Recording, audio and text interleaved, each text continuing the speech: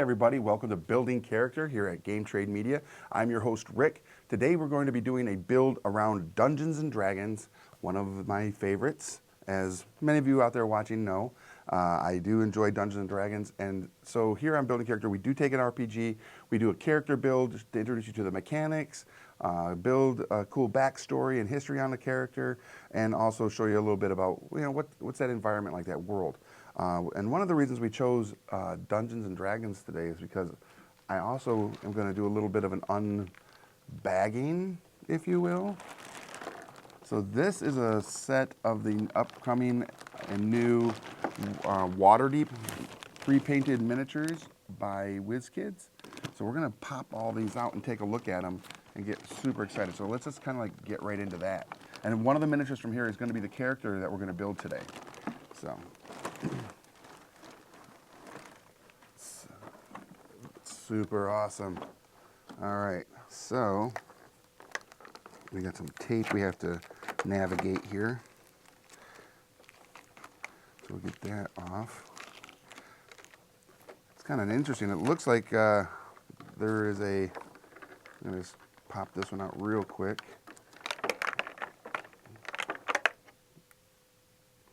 So yes, this is Jarlaxle. You guys might recognize that character from many a Dark Elf trilogy or Dark Elf novel. We've got a Cambion Devil and a Cambion Devil, one with a spear staff and one with like a bolt of energy or fire coming out of its hand. We'll just put that one there and that one there. So this is, like I said, part of the WizKids new line of WaterDeep miniatures that are coming out. We got a Dragonborn Draconic Sorcerer, which is really nice. That one is really cool. And I apologize for the crinkling sound there. There's another Draconic Sorcerer. I kind of want to get the rest of the tape off of this, and we'll just get all these miniatures out of here. But I would like to say thank you to WizKids for sending us this to show you all, so that you can get excited about it, because I know I'm pretty excited about these awesome miniatures. And you can pick these up at your local game store. They'll come in the blind boxes, so you'll get a random choice of miniatures when you pick it up. And if you want to learn more about all the cool miniatures that come out of the WizKids line, you can go to WizKids.com and check it out. Oh, there's so much here. This tape. All right, we'll get to the bigger miniatures after we look at these little guys. There we go. Hey, Ashton, how you guys doing? And Laura, nice to see you.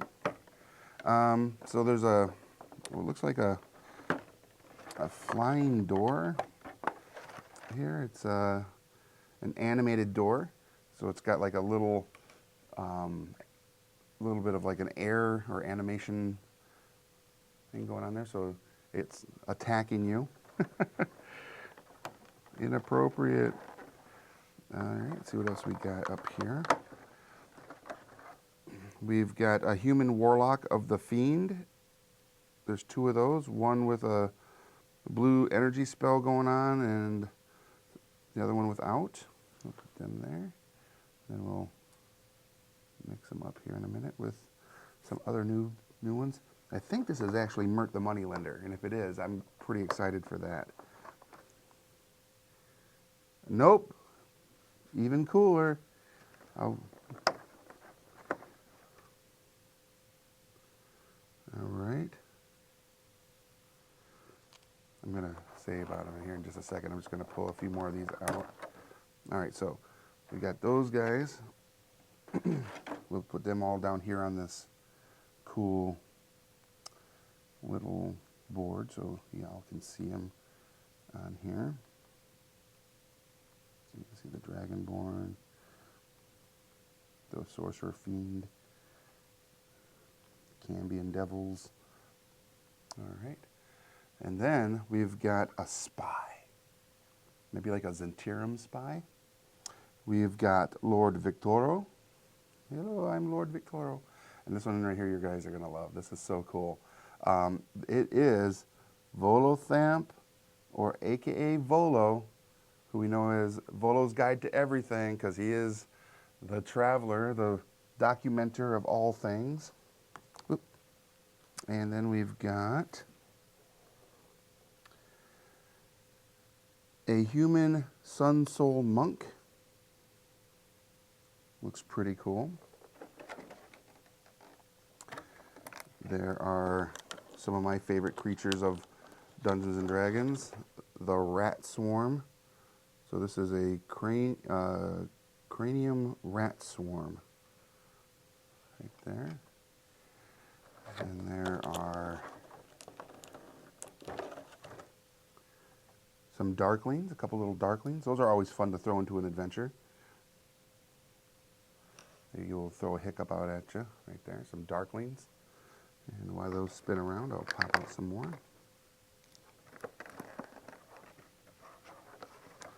All right.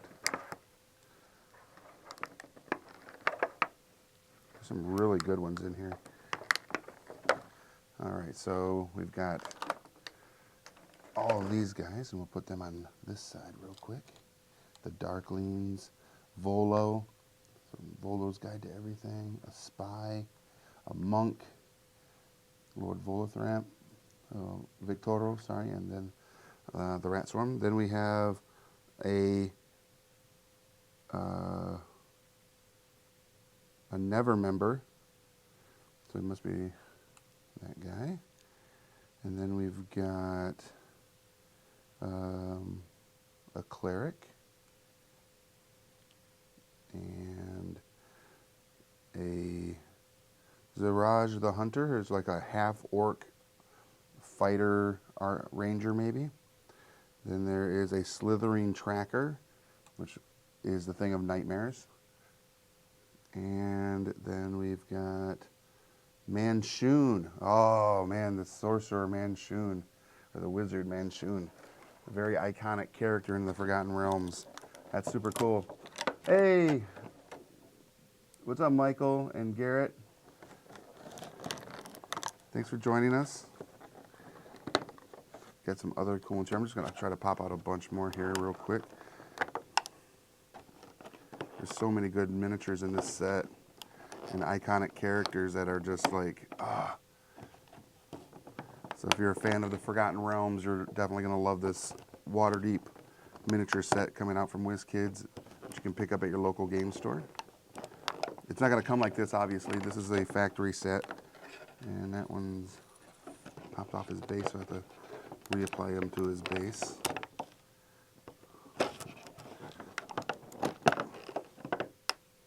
Looks like there's even a were-rat here, yeah. And if you all know anything about me, I love using were-rats in my games. All right, we're almost done with this side of it, and then we'll pick who's the character build today.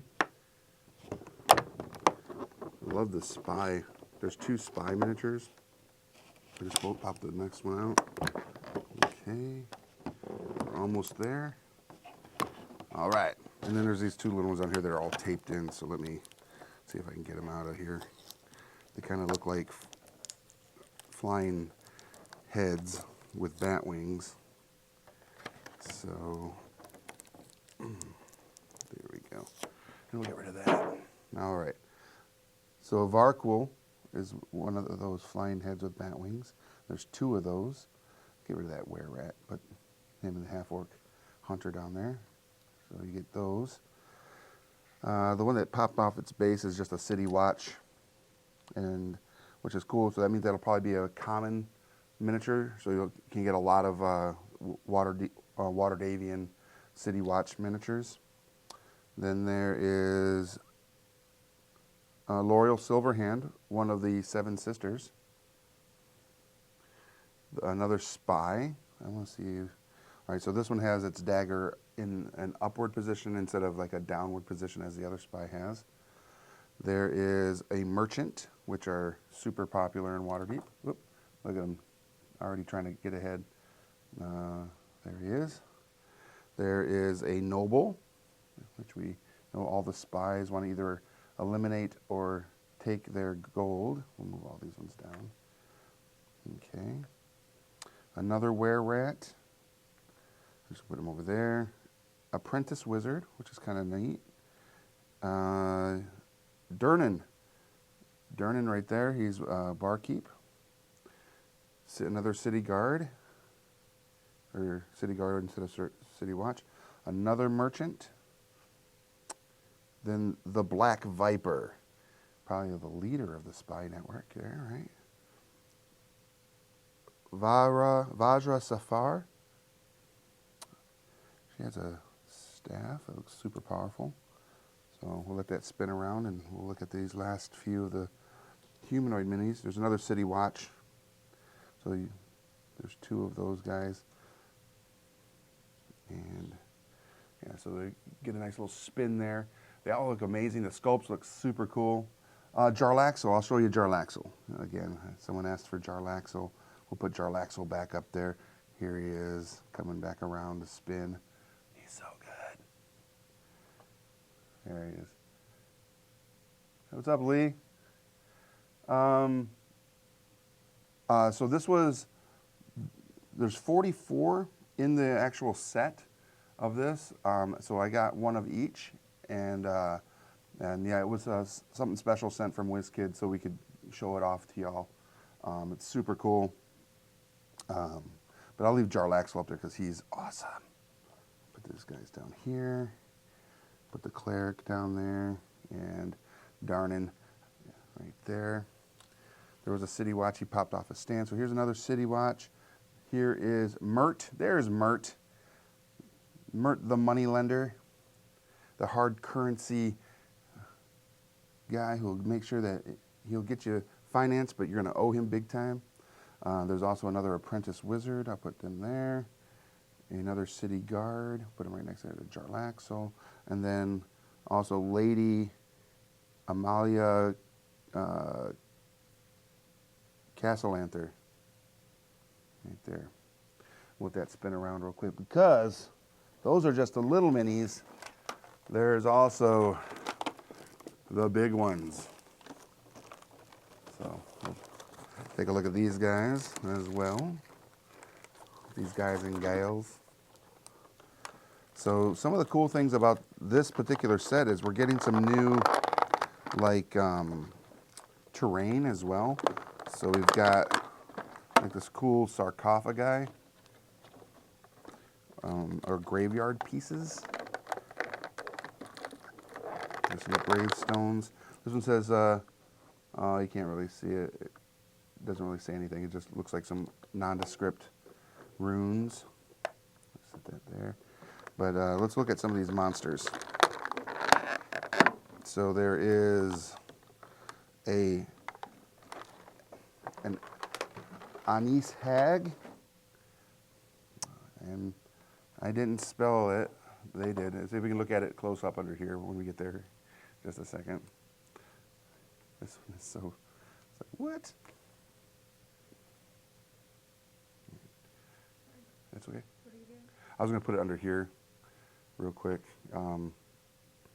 just so they know that I didn't write this.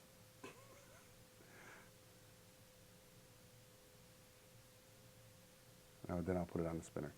So that's the name of it right there. Let's see if we can get that in there better. A-N-N-I-S hag, the anise hag, and there we go on the spin round. It's like what? There's two of them, one with like an energy and one without. Then there is, oh man, that one's gonna be a difficult one to pull out of there. Let me just pull a bunch of these out real quick. Oof. All right, we got like crocodiles and elephants and golems and other big demons and devils. Such amazing miniatures. And I apologize for the crinkling and all that excess noise. And there's a very iconic beholder in here as well that you can find in Undermountain.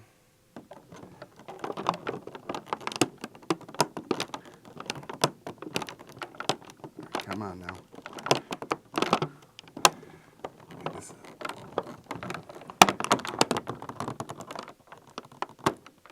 Ooh, I was afraid I was going to break that one. Sorry, everybody.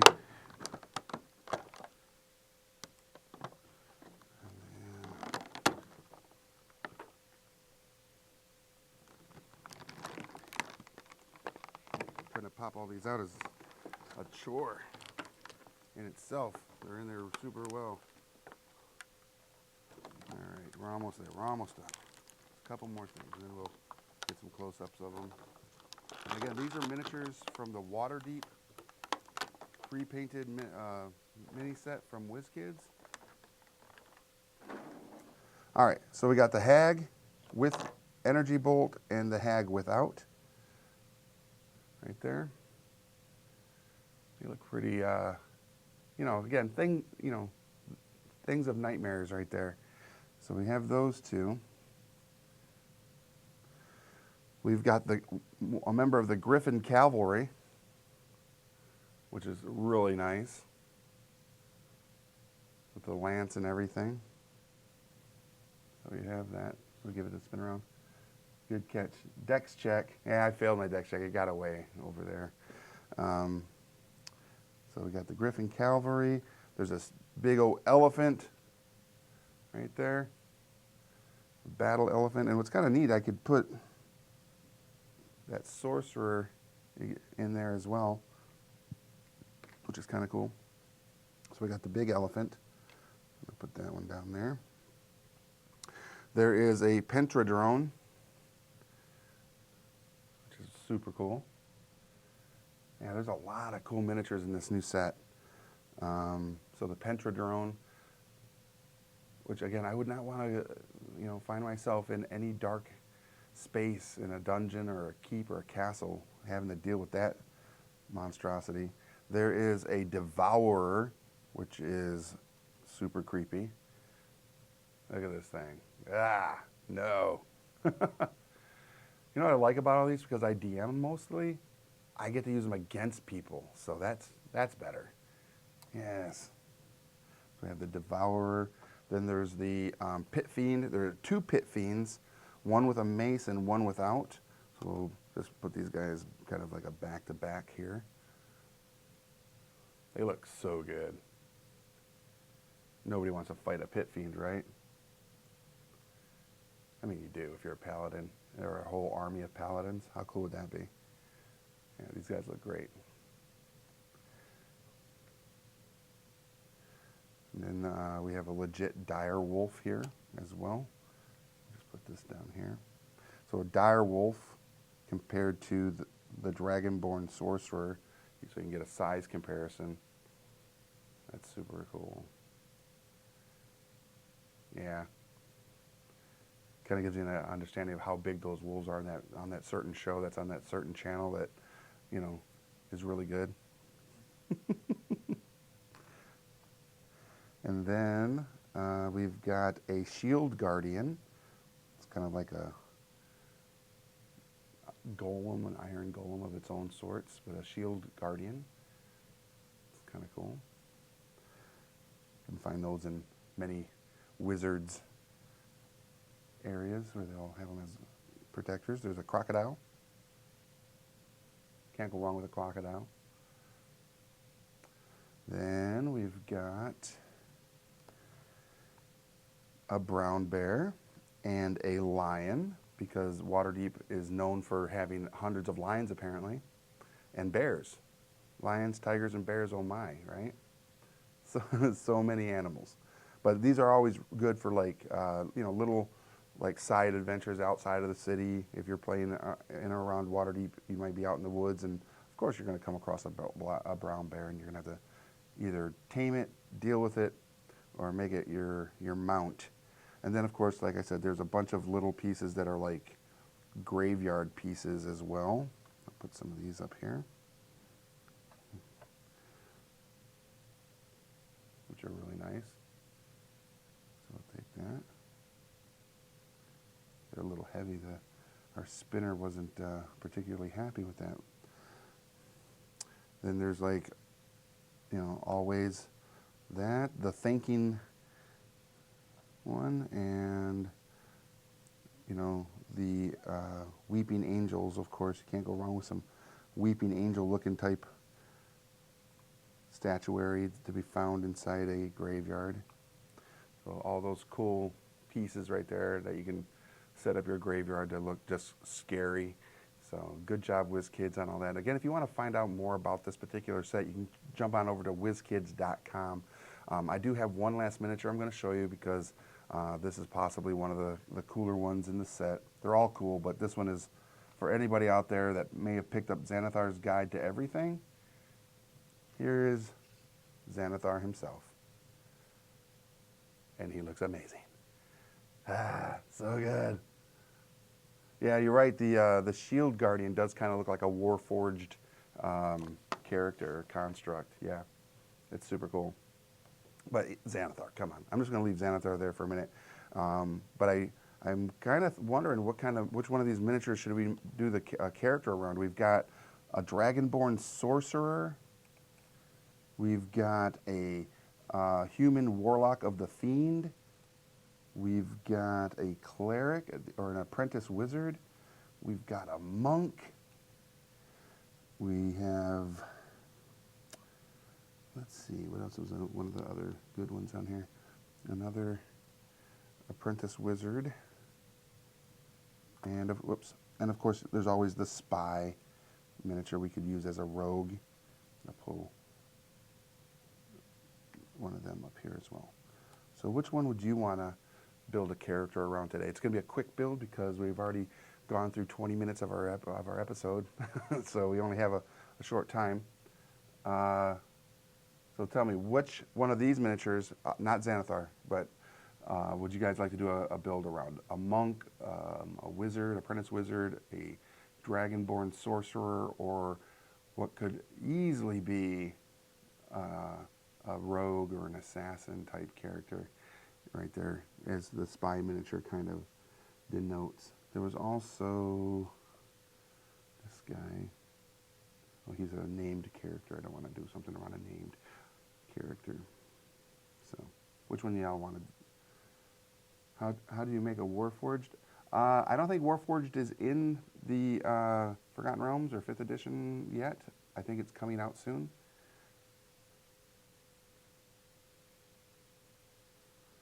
Have you painted the Wizard's Beholder? Timothy, yes, we have. And they are so amazing, right? Have you painted one yet as well? I think everybody should, because it's just a great figure to paint. The Monk, Doug says Monk. Michael says Wizard.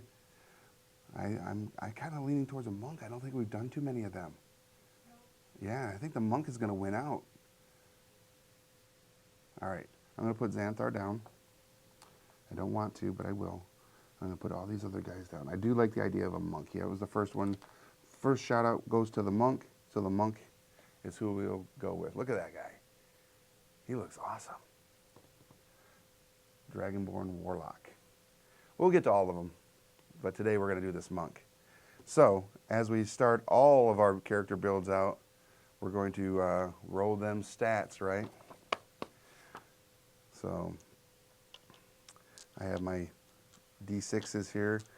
So we do it with 4d6 and no re-rolls. Take the highest 3, and we go from that. Elven chain gloves. Ooh, like magical gloves, because it looks like he does have some sort of like hand wraps that could be magically imbued. All right, so we're going to roll our stats. We're not going to put them down in order. We're just going to roll them out, and then we'll place them as is best suited to this character. So here's the first roll. All right, 7. We got an 11. So an 11. It's not bad. We'll take those out. Well, needs another set of 4. Here we go. 12, 13. Man, those 2 ones ruined it. All right, so 13. One got away, so we'll drop one of these in there. All right, another 13. Not bad. And 8, 9, 10, 11. So this monk is very normal. All right, here we go for the next. 8, 9, 10, 11. That's all right. And we got one more roll. So let's hope we get something that's going to jump off the pages for us. Here we go. All right, a 15. There we go. Not bad. So we have our monk stats. Let's take a look at the monk in the player's handbook and see what fun we can do with this character.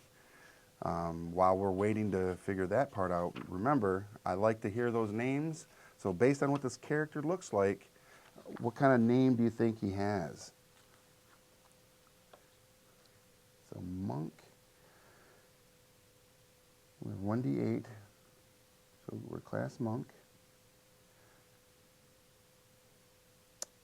Hit points at higher levels, armor none, simple weapons. All right, so strength and dex is preferred. Hit points plus some from that. All right, so I'm guessing we're going to put that 15 in the dexterity and the 13 in strength. What do y'all think? I'm going to go 15 in dex, 13 in strength. I think a 13 wisdom. Joe as an average Joe. Michael, that's actually pretty accurate. Yeah, an average Joe monk. He does look like he could be just an average Joe pugilist fist fighter. So,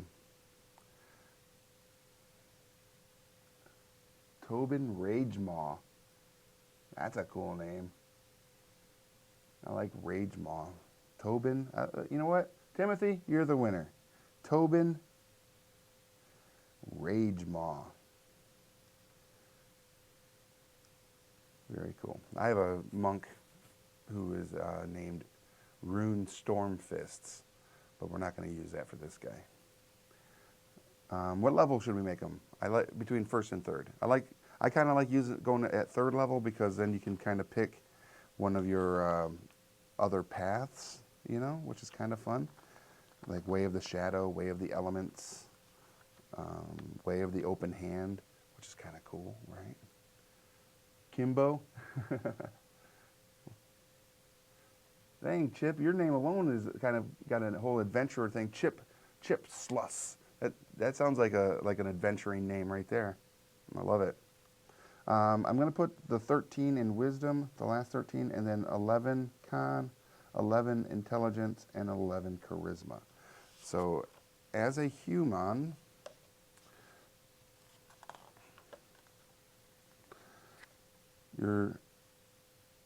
it's hard to make generalizations about humans, but your human character has these traits. I like the variant traits. If your companion uses the optional feat rules from Chapter 6, your Dungeon Master might allow these variant traits. Ability score increases. 2 different ability scores of your choice are increased by 1. So I'm going to do that, and I'm going to make it Wisdom 14 and Dex 16. Okay. You gain proficiency in 1 skill of your choice, and you gain 1 feat of your choice. So we get 1 skill and 1 feat. And I'm going to go with acrobatics for that 1 skill. And what do you guys think? 3rd level? All right, hang on. 3rd level monk. Human. Now, looking at this individual, we kind of got to come up with a whole like backstory. So which will help us with in regards to the different ways of the path here. So we have a monastic tradition we get to choose at third level. So the monastic traditions are Way of the Open Hand, which monks of the Way of the Open Hand are the ultimate masters of martial arts combat. Whether armed or unarmed, they learn techniques to push and trip their opponents, manipulate their ki to heal damage to their bodies, and practice advanced meditation that can protect them from harm. So that's freaking cool. There's the Way of the Shadow. Monks of the Way of the Shadow follow a tradition that values stealth and subterfuge. These monks might be called ninjas or shadow dancers, and they serve as spies and assassins. Sometimes the members of a ninja monastery are family members, forming a clan sworn to secrecy about their arts and missions.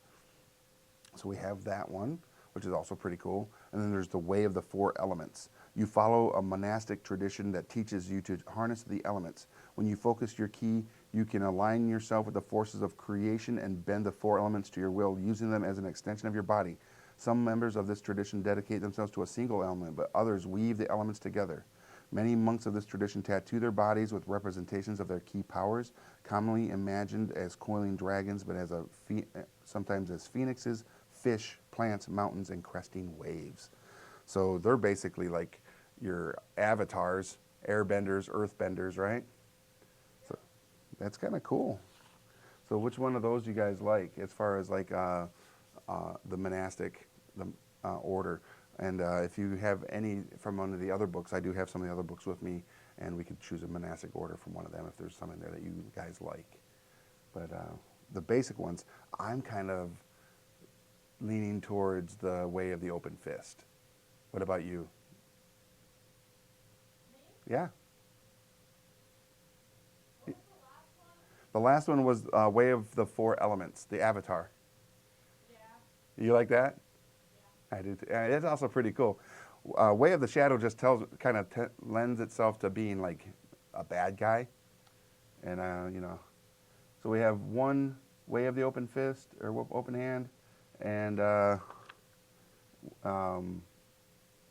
Doug likes Open Hand as well.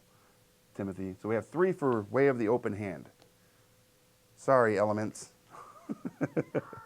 So we're going to go with Way of the Open Hand. So Torbin Ragemaw is Way of the Open Hand. Yeah, that's already a cool name. I really like that name. All right, and so things that they get with Way of the Open Hand. Starting when you choose a tradition at third level, you can manipulate your enemy's ki when you harness your own. Whenever you hit a creature with one of the attacks granted by your flurry of blows, you can impose one of the following effects on that target. It must exceed a dexterity saving throw or be knocked prone, which is awesome. It must make a strength saving throw. If it fails, you can push it up to 15 feet away from you. It can't take reactions until the end of your next turn. That's pretty cool. Right off the bat, you're already able to push and manipulate your opponent on the battlefield, which is super cool. At 17th level, you get the Quivering Palm, which is like Buddha's palm, just like death. That's crazy. If it succeeds, the enemy takes 10 die 10 of necrotic damage. That's ridiculous, but awesome. All right. Yeah, Open Fist or Elements. I like that. Everybody's like on board with the open hand. All right, so we've done that. We've kind of got the main bone structure of this character put together. Name, stats, the path that the character will be following. Let's go, because we only got a limited amount of time, because this is one of those parts that takes a little bit of time, is the background story. We always do like to come up with a cool background on our characters. So let's take a look at backgrounds, which is page 125. It starts there and goes for a few pages after that. Now, he could be an acolyte. You spent your life in the service of a temple or a monastery to a specific god or pantheons or a path. You act as an intermediary between the realm of the holy and the immortal world. So more of like the inspired, and so you could go acolyte with this and just kind of spin it from being a clerical kind and like a holy thing to a monastic path. There's the charlatan. I don't think that this character really falls under that. There's a criminal. Could have a criminal background. That would be kind of cool. Entertainer. Folk hero. Ooh. Torbin Ragemaw, the folk hero. That's kind of neat. The guild artisan. Hermit. Possibly. Outlander.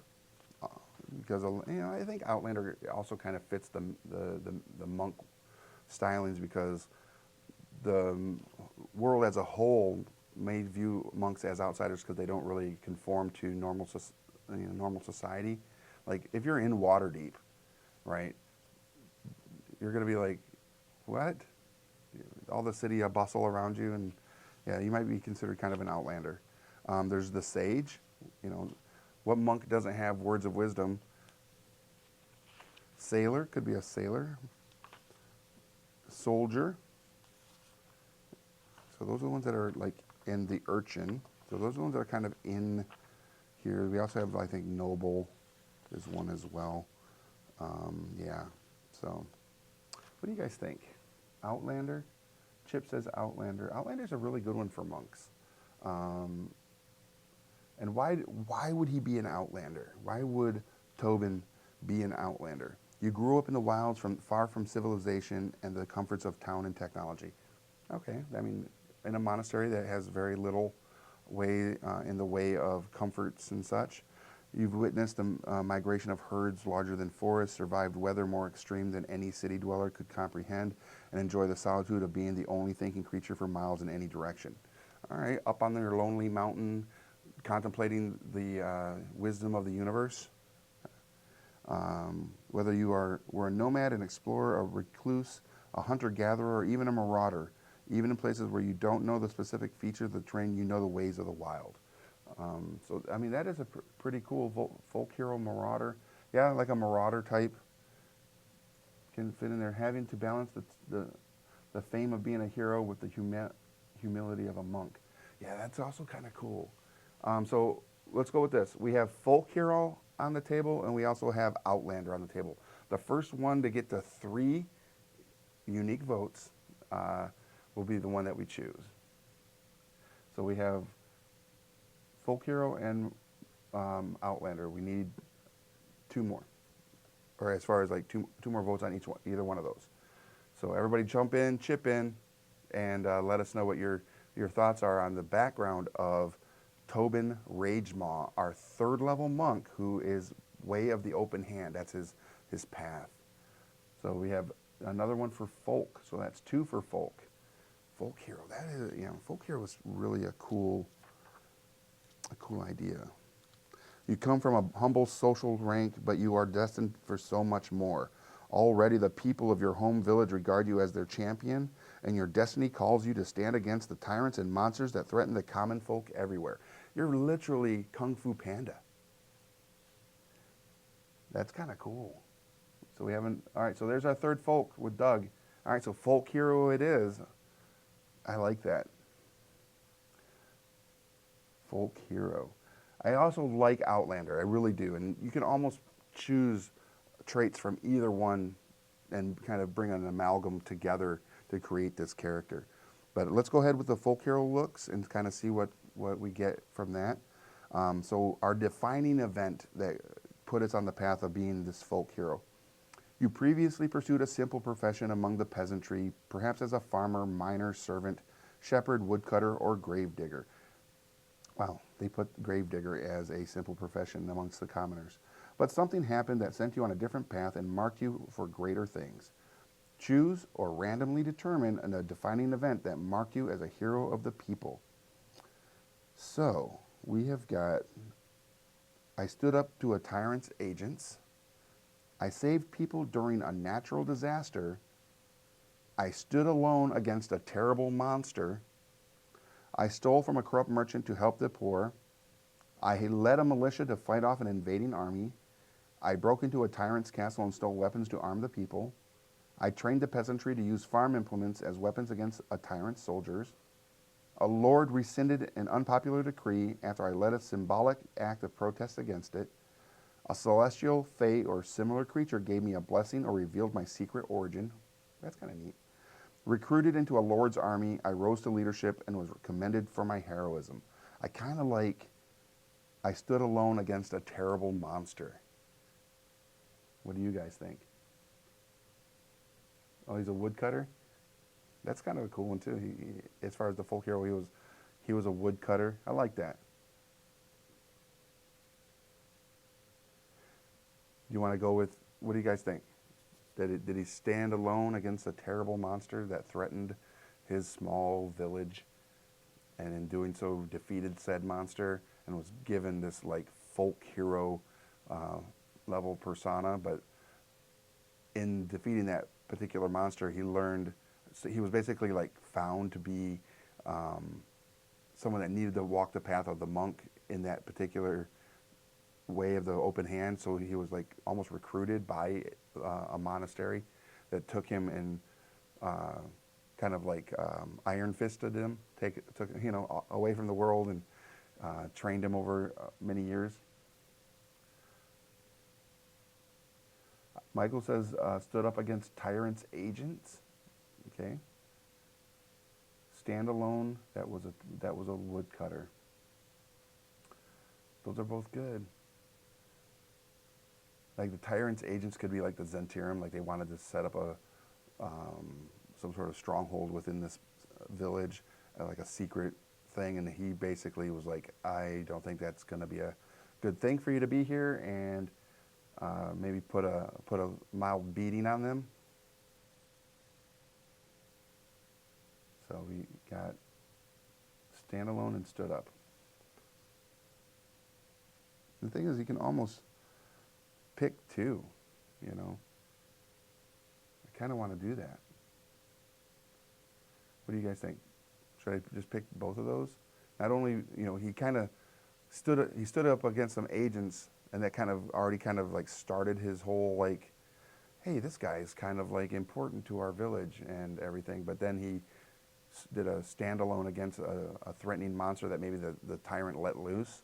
And in defeating it by himself, he kind of gained that folk hero level of legendary. I like that. Let's do both. So he stood up against agents, who then let loose a monster and did a standalone defeat of the monster. I like it. Now for personality traits,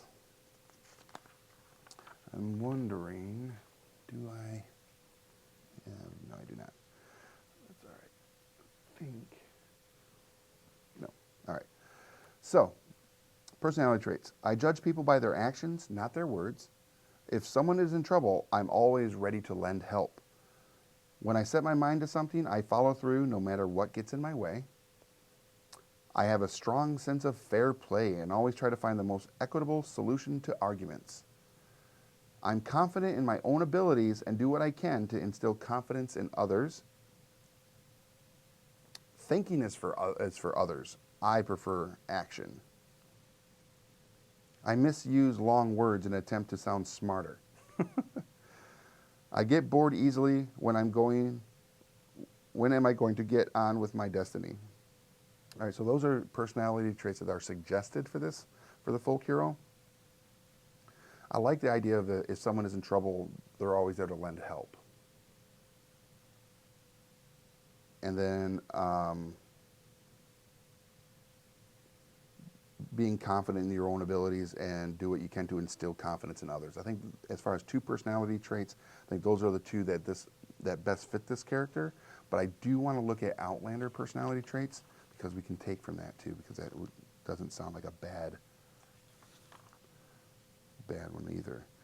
I'm driven by wanderlust that led me away from home. I watch over my friends as if they were a litter of newborn pups. I once ran 25 miles without stopping to warn my clan or village of an approaching orc horde. I'd do it again if I had to. I have a lesson for every situation drawn from observing nature. That's actually pretty cool too.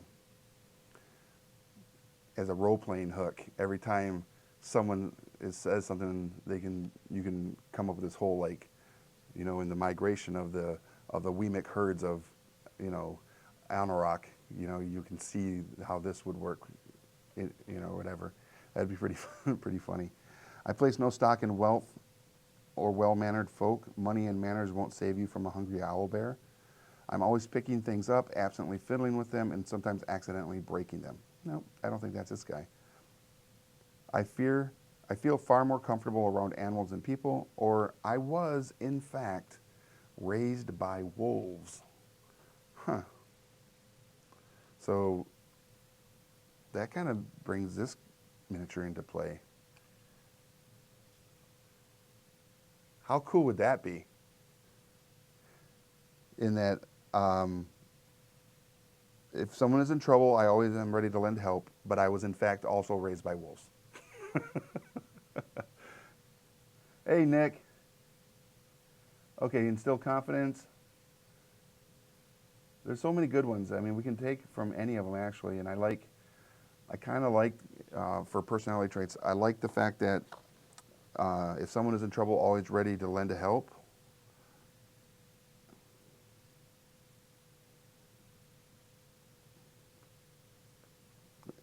And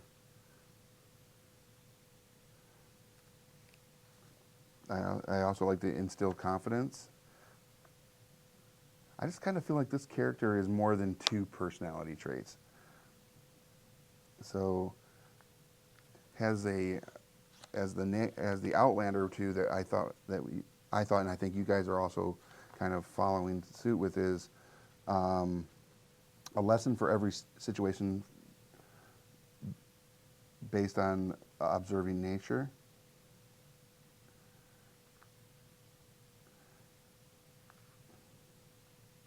All right. And what do you guys think? You think raised by wolves? I think so too. I think he was also raised by wolves. So he has a bit of a wild side. All right. And now it makes him look even more like menacing with this big dire wolf right there with him, right? Then now we go to our ideals for this character. So the folk hero ideals are respect. People deserve to be treated with dignity and respect. Fairness. No one should get preferential treatment before the law, and no one is above the law. And I kind of like that because if you think about it, raised by wolves, there's very much a law of nature, law of hierarchy of nature within a wolf pack. So and I feel like this character already has kind of a lawful path that they walk. Tyrants must not be allowed to oppress the people, so we have a freedom there. Might, if I become strong, I can take what I want, what I deserve. That sounds very evil, and I don't think that's quite what this character is about. Sincerity, there's no good in pretending to be something I'm not. And destiny, nothing and no one can steer me away from my higher calling.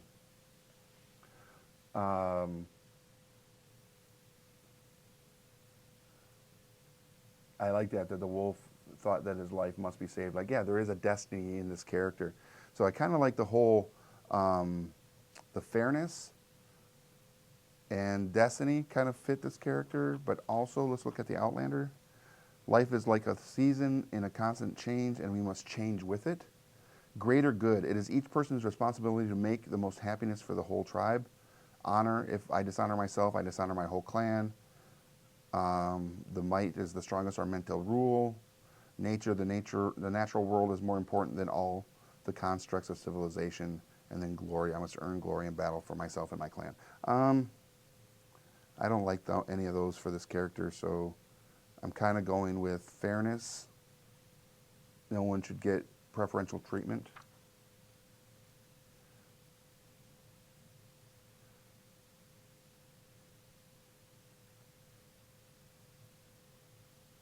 Raised by dire wolves, so he helps because that is what he learned. Has lessons from nature because that is what he grew up around. I totally agree. It's so good.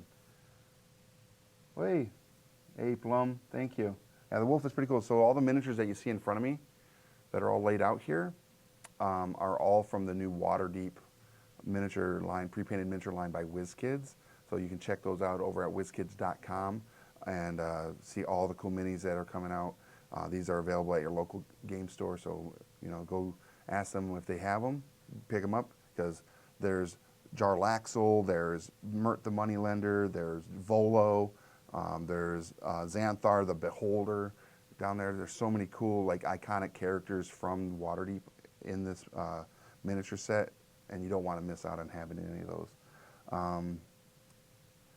So we have ideals, and I kind of like the destiny part too, which is nothing and no one can steer me away from my higher calling for him. Now, bonds. As a folk hero, I have a family, but I have no idea where they are. One day I hope to see them again. And that might be a good thing with him. Is yes, he knows he must have a family beyond the wolf pack, and maybe he will find them someday. I work the land, I love the land, and I will protect the land. That can come from the woodcutter thing. As he became an adult, he went into woodcutting. A proud noble once gave me a horrible beating, and I will take revenge on any bully I encounter. My tools are symbols of my past life, and I carry them so that I will never forget my roots. I protect those who cannot protect themselves. I think that's a huge bond for him. I wish my childhood sweetheart had come with me to pursue my destiny. I don't think that's the case. I think I protect those who cannot protect themselves as a really strong bond for this character. But I also want to look at the Outlander one as well. Protect those who can't protect themselves.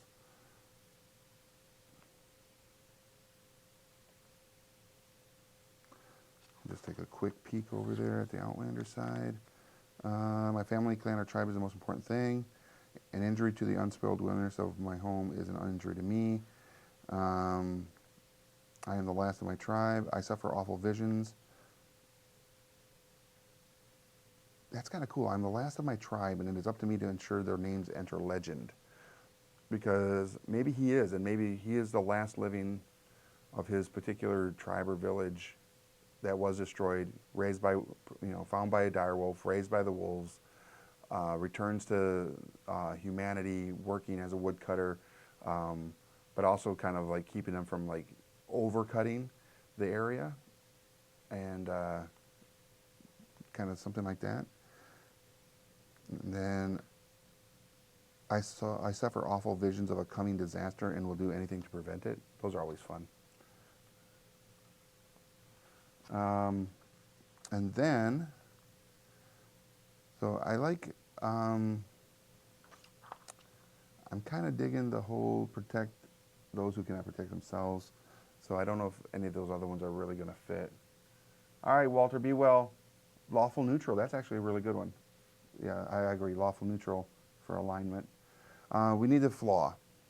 The tyrant who rules my land will stop at nothing to see me killed. Probably. I'm convinced of the significance of my destiny and blind to my shortcomings and the risk of failure. Also a possibility. The people who knew me when I was young know my shameful secret, so I can never go home again. Maybe there is some rumor that you were raised by wolves and people are fearful of that. I have a weakness for the vices of the city, especially hard drink. Nah. Secretly, I believe that things would be better if I were a tyrant lording over the land. No. I have trouble trusting my allies. No. I think the tyrant who rules my land will stop at nothing to see me killed. I think he is wanted.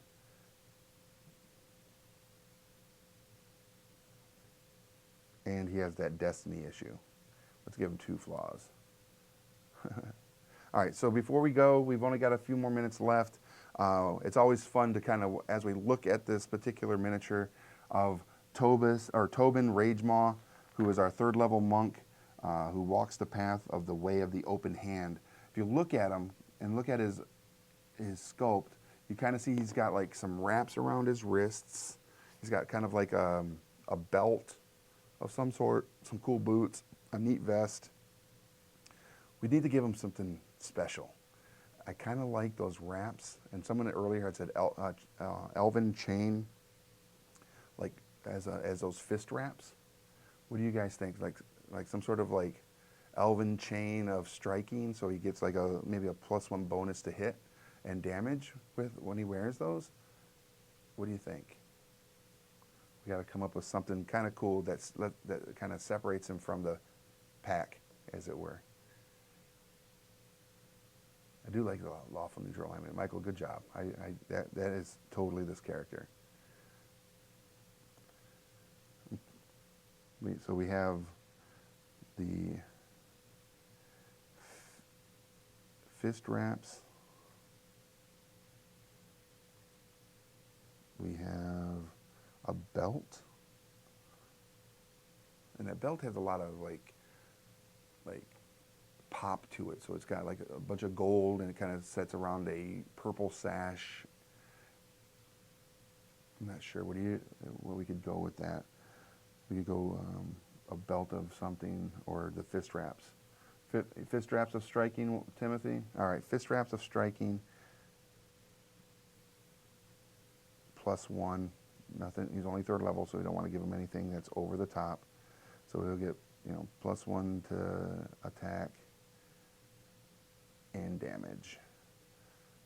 And do you think we should maybe do something with the belt or the boots, or just leave it at that? That's that, because I think as a monk, that's enough at 3rd level. And he actually looks super, super awesome. Any last words, everybody in the chat? There's still 10 of you I can see in there. So, +1 wraps and a wolf companion from his pack. Yep, I think you're right. That's enough. He does have a wolf companion. Like, he bonded with this particular dire wolf who kind of gave him that whole like life debt situation, and they are a paired companion on the road and in the city and everywhere they go. And so let's give that wolf, the dire wolf, a name, and we'll call that the episode. He does have a headband, Michael. Yeah, he does have a headband. So we could do something with that as well. But let's go with a name for our dire wolf companion. It can't be a ghost or shaggy dog or lady or any of those names, because we all know that there's a certain show where those names already exist. So what do you guys think? Could be like, we could call him Runt. Maybe he was a runt of the litter, and the mama direwolf was just like, kind of shunned it and everything. But Torbin kind of, took him under his own wing in that capacity. Oh, or just brother. Oh, man, Michael, that's so good. Yeah, I do too. Brother. What's your wolf's name? Brother. What? No, that's super cool. Michael, good job. And for everybody else that participated today in building Torbin Ragemaw, our 3rd level monk, who is a way of the open hand, thank you so much for joining us. We do appreciate y'all being a part of our community and allowing us to be a part of your gaming community here on Building Character and at Game Trade Media. If you want to join us in any other things, we have some Facebook groups. We have a Game Trade Media group. We have a Painting Happy Little Minis group where we paint miniatures and people show off all the cool projects that they're working on. So go join us there as well.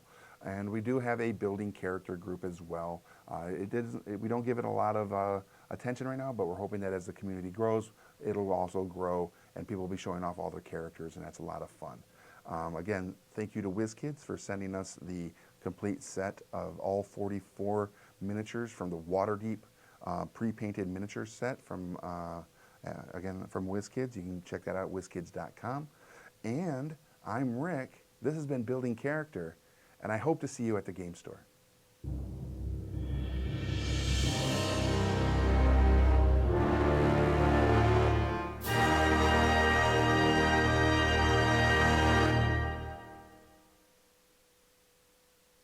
Hey guys, we're super excited to share that our new book, The Overstreet Guide to Collecting Tabletop Games, is now available. We love tabletop gaming as much as you do, and we're so thrilled to share the finished book with the community. This book covers the history of the tabletop industry, from classic board games like Monopoly to collectible card games like Magic, and of course RPGs like Dungeons and Dragons. The book also highlights some of the top talent in the industry, featuring interviews with Peter Atkinson, Matthew Mercer, Larry Elmore, and many more. Plus, we chatted with collectors from all walks of life who shared their own knowledge and insight about tabletop collecting. We also discuss everything from the impact of crowdfunding on the current state of the industry, as well as take a look at all sorts of ways to preserve your collection for years to come.